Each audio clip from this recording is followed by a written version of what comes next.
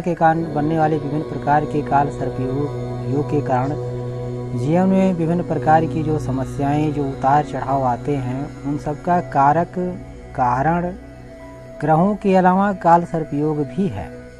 काल सर्प योग प्रकार से ग्रहों का एक निश्चित स्थान अथवा यूँ कहें कि राहु केतु के एक ही तरफ सभी ग्रहों के स्थित होने पर जो कुंडली में दोष, विकार या जो लाभ हानि दिखाई देता है, उनके माध्यम से विद्वानों ने विभिन्न प्रकार के नामों की संज्ञा दी है।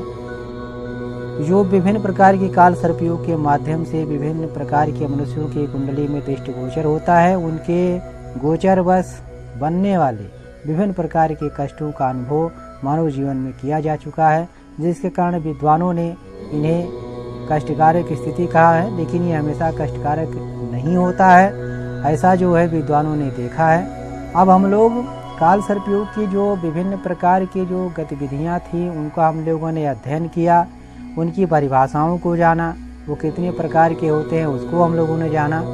आज हम लोग पुनः एक बार जो है पुरानी स्थिति को दोहराते हुए अब हम लोग पुनः एक बार जो है राहु जनित पीड़ा के दोषों के निवारण के लिए एक बार हम लोग पुनः उन उपायों पर चर्चा करेंगे जिनसे विभिन्न प्रकार के बनने वाले काल सर्प दोष और राहु के द्वारा बनने वाले विभिन्न प्रकार के काल सर्प दोषों का निवारण हो जाता है। तो काल सर्प योग के विभिन्न माध्यम एवं राहु के विभिन्न उपायों के अंतर्गत आज हम लोग जो है पुनः एक बार फिर सीखेंगे कि काल सर्प योग और राहु का जो कि जीवन में कष्टकारक बनता है उसका उपाय क्या है। तो सबसे पहले जो हम लोग राहु की स्थिति के बारे में समझ लें।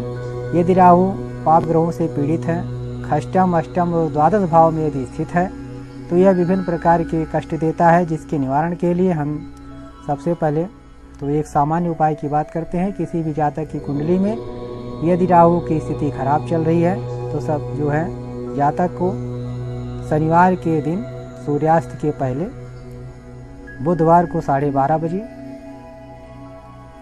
7 प्रकार के अनाज 1.25 किलो, जिसमें जो ये 7 अनाज हैं वो धान, गेहूं, जौ, काकुन, सावा, तिल और चना है। यही 7 अनाज होने चाहिए। इन 7 को 1.25 किलो अथवा 1.25 पाव लेकर के अपने नीले कपड़े में बांध कर और इसमें एक नारियल जटायुक्त रख करके अपने शरीर पर से 7 बार राहु मंत्र का जाप करते हुए उतारा कर लें। एक बार उतारा करें, ओम भ्राम भ्रीम रौम सा राहवे नमः अथवा ओम राम राहवे नमः का जाप करते हुए इस प्रकार से 7 बार उतारा करें और किसी नदी में प्रवाहित कर दें। यह कार्य करते समय आगे पीछे मुड़कर देखें ना और बोले ना। यह क्रिया करने के पश्चात ही जो भी वार्तालाप करनी है करें। इस प्रकार से यह क्रिया यदि हम 7 दिनों तक, 7 बुधवार या 7 शनिवार या आप किसी भी दिन भी कर सकते हैं, बस राहु की होरा उस दिन होनी चाहिए, उस समय पर होनी चाहिए। तो यह 7 दिन यदि इस कार्य को कर देते हैं तो राहु जनित समस्त पीड़ाओं से, समस्त बाधाओं से आप मुक्ति प्राप्त कर लेते हैं। और विभिन्न प्रकार के भी काल जो है और राहु द्वारा बनने वाले विभिन्न प्रकार के पीड़ाओं का निवारण अन्य प्रकार से भी किया जा सकता है। किसी तयोग को अपनी कुंडली दिखा करके आप विभिन्न प्रकार के दोषों का निवारण करवा सकते हैं। और इसके राहु के निवारण के लिए एक उपाय और अभी आपको बता रहे हैं। 5 प्रकार के अनाज आप 2 से 3 किलोग्राम कहीं भी किसी स्थान पर सुरक्षित रख लें। अमावस्या के दिन से स्टार्ट करके उसमें से एक मुट्ठी निकालकर अपने सिर से छुआकर जहाँ पर पक्षियाँ आती हों वहाँ पर डाल देने से भी राहु का निवारण हो जाता है।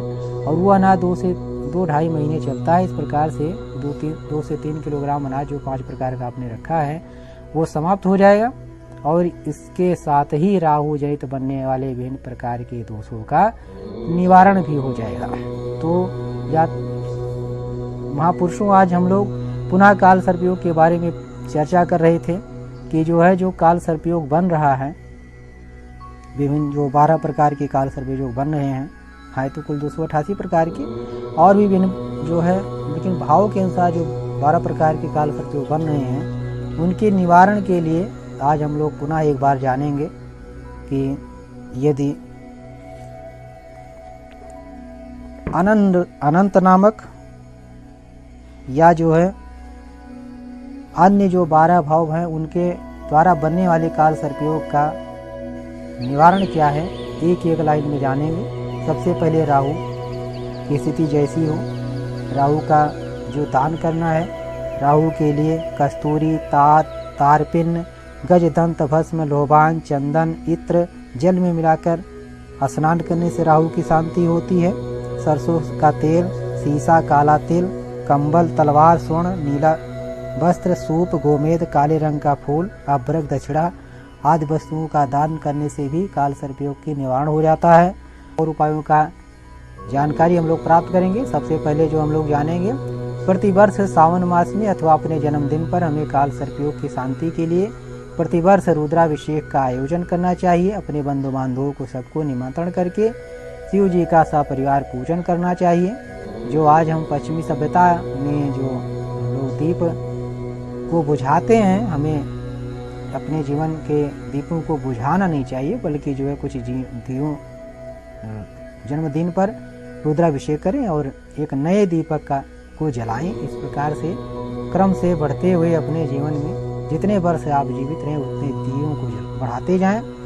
बहते हुए जल में नाग नागिन के जोड़े प्रवाहित करें। बुधवार के दिन जो है 72 बुधवार तक काले उड़द का जो है नदी में प्रवाहित करें अथवा जो किसी पीपल के नीचे रख दें। राहु जनित समस्त कार्यों का जो निवारण, जो पूजन करना है, उपाय करना है, वो रात में करना चाहिए। और सबसे जो है राहु के लिए जो हवन आदि का उपयोग होगा वो काले तिल अथवा दूब का प्रयोग करना चाहिए। उनके जो है राहु का पूजन करते समय अगरबत्ती का प्रयोग नहीं करना चाहिए, उसके स्थान पे चंदन का प्रयोग करना चाहिए, कस्तूरी का प्रयोग करना चाहिए, धूप का प्रयोग ना कर करके इत्र का प्रयोग करना चाहिए। घर में जो है भगवान श्री कृष्ण के मोर पंख युक्त जो है शिव जो है जो क्या कहते हैं मूर्ति का पूजन करना चाहिए। पंचाक्षर का नियमित जाप करना चाहिए। मसूर की दाल सफाई कर्मी को देना चाहिए। और इसके अलावा जो है निम्न 9 नाग स्तोत्र के 9 पाठ प्रतिदिन करने चाहिए। वो पाठ इस प्रकार से है: अनंतम वासुकी से संपद्मनाभम चाकंबलकम शंखपालम धृष्टराष्ट्रम तच्चकम कालियम तथा यतान्यो नामानि नागानां च महात्मानां सायंकाले पठन नित्यम प्रातः काले विशेष थर्वियों। बनने वाले जो विभिन्न प्रकार के कष्ट थे उनके निवारण के लिए हम लोगों ने विभिन्न प्रकार के उपायों को जाना, उनके प्रकार को जाना, उनकी परिभाषाओं को जाना, उनके लक्षणों को जाना। अब हम लोग पुनः एक बार फिर भाव के अनुसार बनने वाले एक प्रकार से उसका जो है सारांश हम लोग जानेंगे। प्रथम भाव में यदि राहु हो, लग्न में यदि राहु हो, सप्तम भाव में केतु हो, तो उसके द्वारा बनने वाले जो काल सर्पयोग है उसके निवारण के लिए क्या करना चाहिए। इसी प्रकार से 12 भाव के अनुसार बनने वाले काल सर्पयोग के निवारण के लिए क्या करना चाहिए। तो इसके लिए हम लोग जो एक ही लाइन में इसको जानेंगे। तो सबसे पहले जो है प्रथम भाव से बनने वाले काल सर्पयोग के बारे में हम लोग जानेंगे। यदि हम लोग जो है प्रथम प्रकार से मतलब अनंत नामक काल सर्पयोग से, अर्थात जो है यदि लग्न में राहु हो, सप्तम भाव में केतु हो, उसके एक ही तरफ बनने वाले यदि सारे ग्रह एक ही साइड में है तो उनके निवारण के लिए चौकोर चांदी का टुकड़ा अपने गले में धारण करना चाहिए। दूसरे प्रकार का यदि काल सर्पयोग बन रहा है, जो कुलिक नामक काल सर्पयोग कहा जाता है, तो उसके अनुसार जो है यदि काल सर्पयोग बन रहा है तो घर के उत्तर और पश्चिम कोने पर अर्थात नैऋतिक कोण, उत्तर और पश्चिम कोने पर अर्थात वायव्य कोण में उसकी साफ सफाई करनी चाहिए। वहाँ पर एक घड़ा पानी भर करके रख देना चाहिए। रोज उसको उस घड़े के पानी को बदलना चाहिए और जो पानी जो रखा हुआ है उसको चौराहे पर डाल देना चाहिए। जो तीसरे प्रकार का काल सर्पयोग बनता है उसके निवारण के लिए अपने जन्मदिन पर जातकों को रुद्राभिषेक का आयोजन करना चाहिए।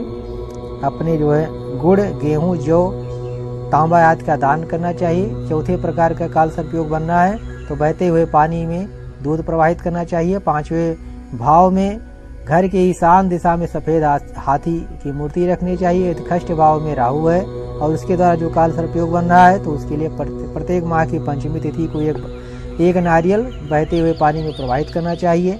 7वें प्रकार के मतलब तक्षक काल सर्पयोग यदि बन रहा है तो मिट्टी के बर्तन में दूध भरकर निर्जन स्थान पर रख देना चाहिए।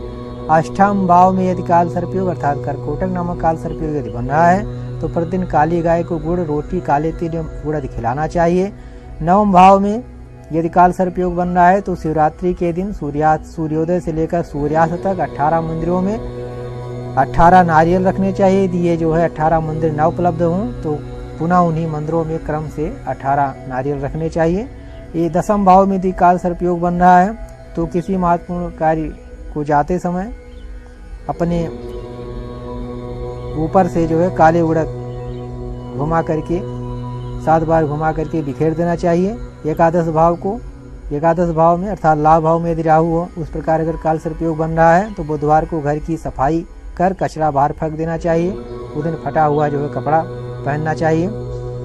द्वादश भाव में यदि काल सर्पयोग बन रहा है तो प्रत्येक अमावस्या को काले कपड़े में काला तिल दूध में भिगो जौ नारियल एवं कोयला बांध कर जल में प्रवाहित करना चाहिए।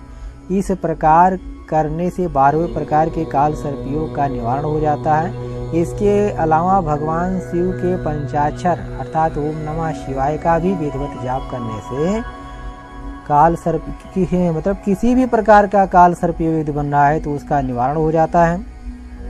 इसका अनुष्ठान 45 दिनों तक करना चाहिए। भगवान शिव का जो मूर्ति वाली फोटो हो अथवा जो है तांबे पर खुदाया हुआ महामृत्युंजय यंत्र हो उसको बाजोट पर रख करके उनके सामने पंचामृत रख करके धूप दीप गंध रख करके मिष्ठान रख करके इस प्रकार से प्रतिदिन पूजा करके भगवान शिव का स्मरण करते हुए 45 दिनों का अनुष्ठान कर लेने से काल सर्पयोग एवं ग्रहों के द्वारा बनने वाले विभिन्न प्रकार के अशुभ भावों का निवारण हो जाता है और शुभ भावों की प्राप्ति होती है। यदि हम संक्षेप में कहें तो ये सारे काल सर्प दोष कष्टकारक नहीं होते हैं। तो जो कष्टकारक स्थिति बने तो ही उनका निवारण करना चाहिए। अन्यान अपने कर्मों पर विश्वास करके हम अपने इस ब्रह्मांड में यदि हम पैदा हुए हैं तो हमारे द्वारा जो कर्म चाहे वो अशुभ हों शुभ हों या विकर्म हो उन सब पर विशेष ध्यान करना चाहिए, क्योंकि अच्छे कर्मों का फल अच्छा और बुरे कर्मों का फल हमेशा बुरा प्राप्त होता है। जन्म जन्मांतर में भी ये कर्म आपका पीछा नहीं छोड़ते हैं। इसलिए जो है हमें कर्म सदैव अच्छे ही करने चाहिए। ये जो काल सर्पयोग है इनको अभी हम लोगों ने विभिन्न प्रकार की जो परिभाषाएं बताई गई हैं, विभिन्न प्रकार के विद्वानों ने जो अनुभव में आया है उनके अनुसार ये देखा गया है कि काल सर्पयोग हमेशा कष्टकारक नहीं होता है। इसको झूठे ही कुछ लोगों ने बदनाम कर रखा है। भगवान शिव के गले में पड़ा हुआ नाग उनकी पूजा होती है। भगवान विष्णु शेष नाग पर शयन करते हैं। इस प्रकार से जो ये विषधर से विषधर यदि देवताओं के संपर्क में सज्जनों पुरुषों के संपर्क में आता है तो वही पूजनीय हो जाता है और जो दुष्टों के संपर्क में रहता है वह अशोभनीय हो जाता है। नमस्कार दोस्तों, अब हम लोग जो है जब हम लोग काल सर्पयोग का जो अध्ययन कर रहे थे उसके निवारण के लिए विभिन्न प्रकार के उपायों का अध्ययन हम लोग कर रहे थे।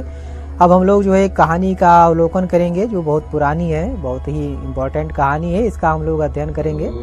तो ये बात है, ये पुराने ज़माने की एक बात है। ये कोई जो है गरीब व्यक्ति था जो कुछ धन कमाया और उस धन को अपने उस समय बैंक वगैरह नहीं होते थे, बड़े बड़े साहूकार सेठ महाजन होते थे, उन्हीं के यहाँ वो धन जमा होता था। उस व्यक्ति ने उस धन को ले जाकर अपने नगर के जो सेठ थे उनके यहाँ जमा कर दिया और उससे समय आने पर वो धन प्राप्त करूँगा इस प्रकार से इकरार हुआ। लेकिन आप जानते उस समय जो है शिक्षा था, ज्ञानता थी, लोग विश्वास करते थे। उस समय ये कागज पत्र आदि होता नहीं था। तो समय जो है बीतता चला गया।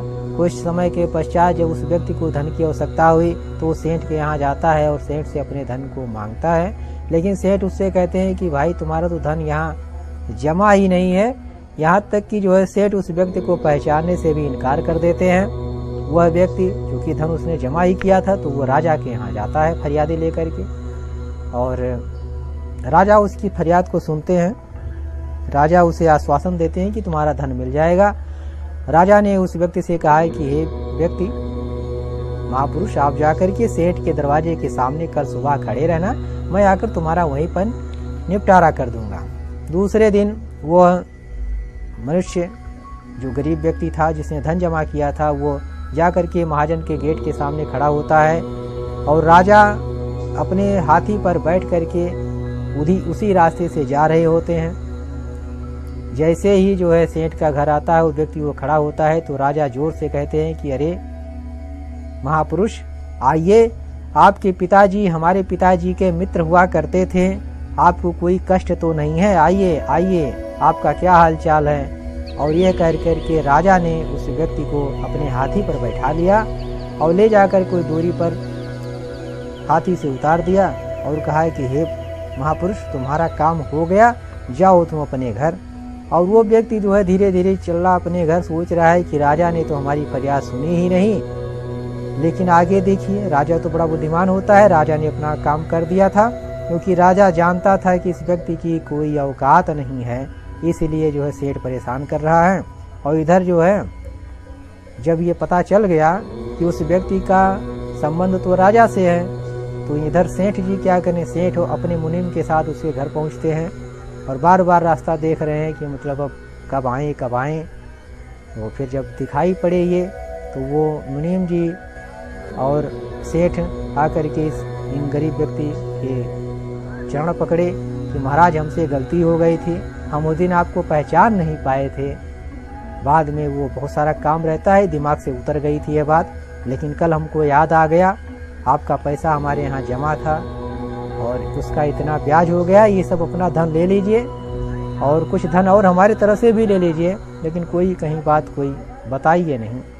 तो इस प्रकार से ये जो कहानी है तो बहुत छोटी, लेकिन ये समझने के लिए कही गई कि राजा ये जानता था इनकी क्षमता कुछ नहीं है, इसलिए लोग उनको पहचानने से इनकार कर रहे हैं। इसी प्रकार से ग्रहों की भी बात हमने कही, विभिन्न प्रकार का काल सर्पयोग बन रहा हो या किसी भी प्रकार का काल सर्पयोग बन रहा हो, ग्रहों की प्रतिकूलता हो, सारे ग्रह विपरीत हो जाएं, सामाजिक तरह से सब कुछ भी विपरीत हो जाए, सारी परिस्थितियां विपरीत हो जाएं, परंतु भगवान शिव, भगवान विष्णु, नारायण, परमात्मा तो अवघड़दानी हैं, सब प्रकार की स्थितियों को संभाल लेने वाले हैं।